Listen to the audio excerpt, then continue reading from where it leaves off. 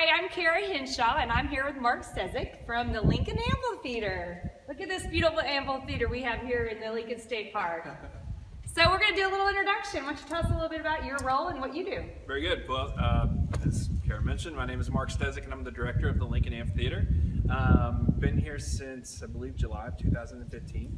And that was a summer that the facility was dark. Okay. Following a year that it was dark. So I think it was dark in 2014 as well. So I'm an employee of the Indiana Office of Tourism Development. So part of the reason we came in July of 2015 was because the state's bicentennial was in 2016. And the state of Indiana felt that it was important to get the amphitheater back up and running and tell the story of Lincoln's time in Spencer County. Very cool. So in the meantime, obviously the story of Lincoln's always been told here, at least in the past. It was dark for a while.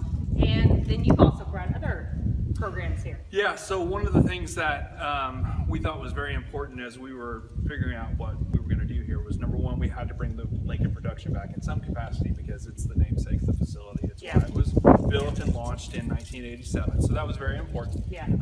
But then we also thought there might be an opportunity to utilize the facility with a diverse set of offerings via music, and the Evansville Philharmonic plays here every year, and country, whatever, classic rock and roll, and just bring that kind of in and see if the facility could at least head towards becoming a self-sustaining and functioning amphitheater.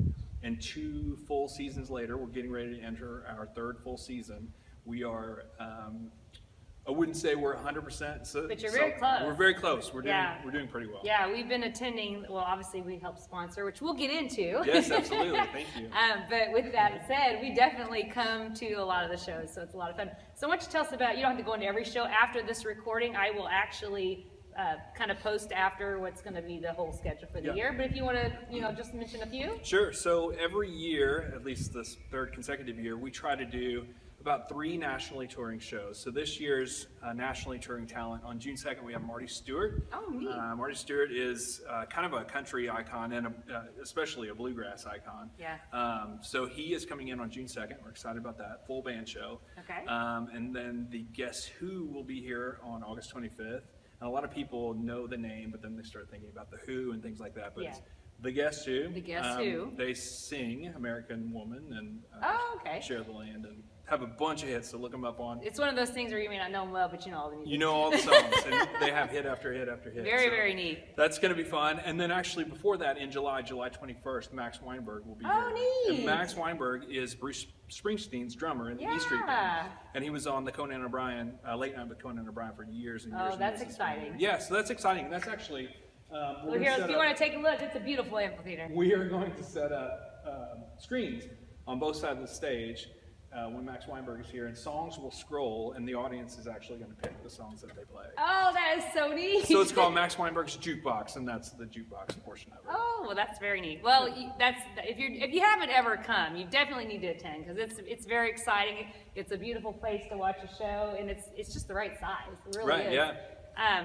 So I guess the 3rd thing we're going to talk about is donations, because obviously this is a state facility, right? Yeah, correct. yeah. And so we survive not only on the shows but also donators. Yeah, we have a pretty unique, obviously unique to this facility way of funding it. So there is some taxpayer support through the state of Indiana. It's actually pretty minimal compared to what it was, which is a good thing. That is a good thing. But then we also supplement our funding through grant writing, through donations, through ticket sales, and then all the revenue streams we have here when shows are actually in play. But yeah, donations are absolutely key to our success. And if you go to LincolnAmphitheatre.com. I was going to say, where do you go? LincolnAmphitheatre.com, you can see all the opportunities. Okay. And then in regards to just the season ticket holders, I want to kind of bring that in. I don't know if people realize that they can get that. So that's interesting. So in 2016, our first full season, we had 208 season tickets. Last year we had 390, and this year we're already at 454. And how much does this actually hold? 1,500. Okay, so it's going to be a big number for the actual facility. Yeah, so it's always nice having that baseline to start when you're looking at your ticket sales. But with it increasing more and more, it's going to be, there will be several shows where it'll be hard to get a ticket if not sell out. So in comparison, in 2016 we had 3 sellouts. Last year we had 5 that I anticipate, if we have good weather and things like that, that number will rise as well. Well, very, very neat. Well, thank you very much for the interview. Thank you. I know Really it's a little chilly out here, but it's a beautiful day, but we wanted to show the facility. It's chilly and I'm wearing a coat and she's not. I know, I'm a silly one. So yeah, check out the website for the shows coming up. Again, I will scroll them behind so you can see what's playing and when. And as always, we wish you the best of luck this season. Thank you very much. Thank you.